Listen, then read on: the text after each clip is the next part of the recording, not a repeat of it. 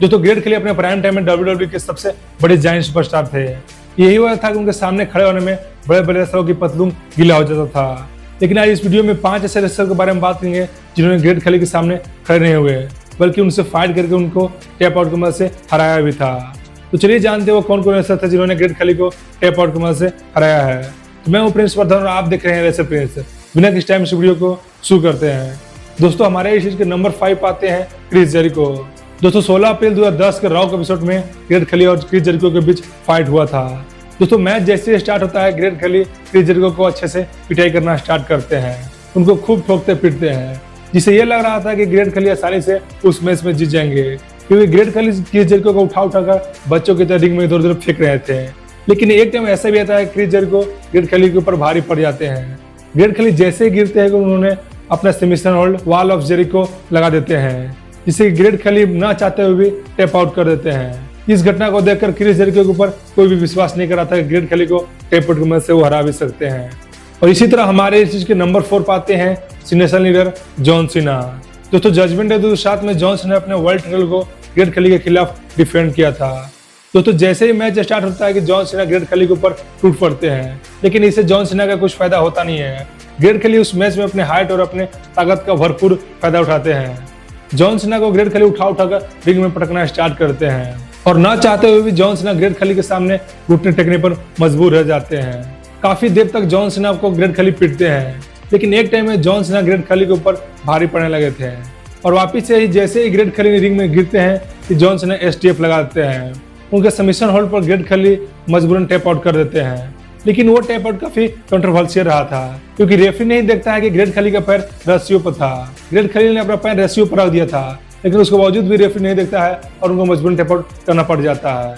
दोस्तों इसी तरह हमारे इस चीज के नंबर 3 पाते हैं अल्बर्टो डेल रियो। दोस्तों 26 मई 2012 के रॉ के एपिसोड में ग्रेट खली और अल्बर्टो डेल रियो के बीच फाइट हुआ था, लेकिन इस मैच में भी ग्रेट खली अपने ताकत और अपनी हाइट का भरपूर फायदा उठा रहे थे। अल्बर्टो डेल रियो को भी उठाकर पटक रहे थे, जैसे क्रिस जेरिको को और जॉन सीना को पटक रहे थे, वैसा ही हाल अल्बर्टो डेल रियो का था। उनको भी ग्रेट खली उठाकर पटक रहे थे और ढोलक की तरह उनको पीट भी रहे थे, जिसे देखकर लग रहा था कि अल्बर्टो डेल रियो उस मैच में हार जाएंगे। लेकिन एक टाइम में ग्रेट खली के ऊपर वो भारी पड़ना स्टार्ट होते हैं।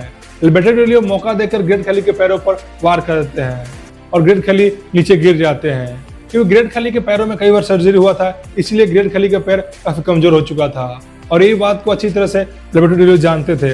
जब ग्रेट खली रिंग में नीचे गिर जाते हैं तो अल्बर्टो डेल रियो अपना सबमिशन होल्ड में फंसा लेते हैं, और इसी वजह से ग्रेट खली को टैप आउट करना पड़ जाता है, और इस तरह ग्रेट खली अल्बर्टो डेल रियो से भी हार जाते हैं।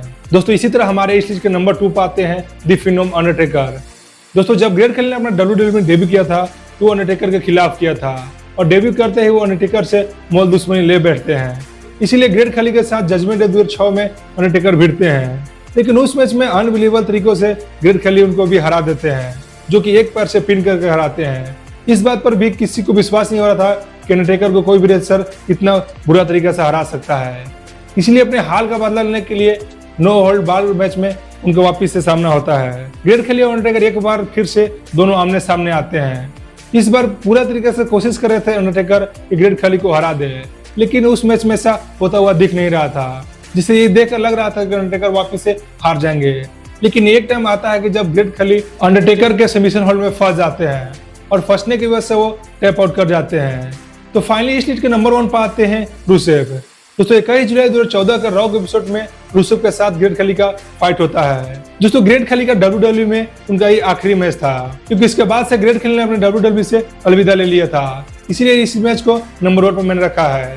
दोस्तों जब मैच स्टार्ट होता है तो ग्रेट खली के ऊपर रूसेव स्टार्टिंग से ही भारी पड़ रहे थे, क्योंकि ग्रेट खली 2014 के टाइम में काफी स्लो मूवमेंट करना स्टार्ट कर चुके थे, क्योंकि ग्रेट खली के पैरों में उस टाइम तक कई बार सर्जरी हो चुका था, इसी वजह से वो काफी स्लो मूवमेंट कर रहे थे। और ग्रेट खली 2014 तक जाते जाते वो एक जॉबर बनकर आ गए थे, और इसी चीज का फायदा रूसेव काफी उठा रहे थे। और स्टार्टिंग से ग्रेट खली के ऊपर भारी तो पड़ ही रहे थे, लेकिन एंडिंग पॉइंट पर जाते जाते ग्रेट खली रूसेव के सबमिशन होल्ड में फंस जाते हैं, और मजबूरन ग्रेट खली को टैप आउट करना पड़ता है, और वही टैप आउट ग्रेट खली के करियर एंड करता है। उस टाइम के बाद से ग्रेट खली ने कभी भी WWE में फाइट नहीं किया। हाँ कभी कभी ग्रेट खली WWE में रिटर्न किए हैं, लेकिन कभी भी सिंगल मैच में फाइट नहीं किया। उन्होंने अंतिम बार रूसेव के साथ अपना मैच रेसल किया था।